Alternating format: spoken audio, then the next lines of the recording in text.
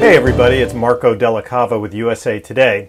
Now you might have heard about a movie opening this weekend called Gone Girl. It's based on the book by Gillian Flynn, and it's a movie that's been made by David Fincher and stars Ben Affleck. The hallmark of a sociopath is a lack of empathy. Amy lost a lot of blood in there, then somebody mopped it up. Why do they mop up the blood if they're trying to stage a crime scene? Whatever they found, I think it's safe to assume that it's very bad. Now there's a lot of buzz about this movie. There's a lot of buzz about allegedly the ending of the book being changed by Fincher. We'll have to wait and see what happens when the movie comes out. But we're here to talk a little bit about the music that will go with that movie. She may be the face I can't forget, a trace of pleasure or regret may be my The man behind the music for Gone Girl is a guy named Trent Reznor.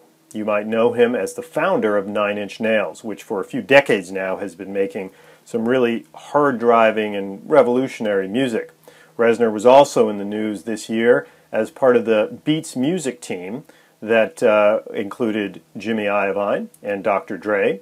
And that team, of course, was acquired, or their company was, by Apple earlier this year. So they're all, including Trent, Apple employees. But really the focus here is on Reznor as a composer. Now, you may know that he has worked not once, not twice, but 3 times now for director David Fincher. The first time out, he and Fincher collaborated on a little movie called The Social Network, and that went so well that Reznor, to his own surprise, as he told me during a recent interview, won him the Oscar for composition. The reason that was such a big deal was in part that he represented almost a new guard in composing, because he was not scoring in the typical manner, which includes huge orchestras playing to a movie that's already been locked. Now, the way he and Fincher like to work is essentially to create a palette of sounds that then get applied to the movie as it is being made. So it's a much more, you would say, collaborative process. What happens is Reznor, who spent the better part of a year working on this in between tour dates, gets together with his longtime collaborator, Atticus Ross, and he comes up with a lot of different sounds and a lot of different motifs that match different parts in the script that will need music.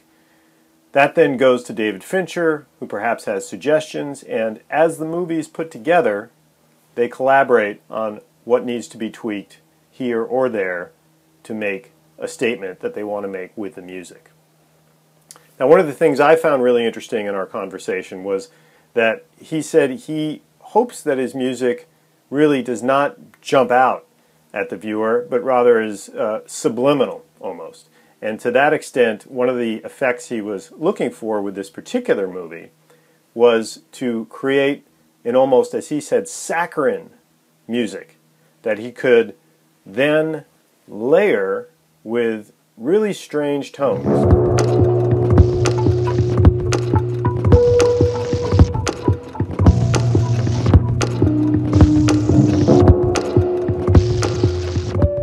The effect is essentially that you would be hearing music that sounds familiar and pleasing, and it would very quickly start going wrong. That, he said, was essentially a metaphor for what was happening in the movie.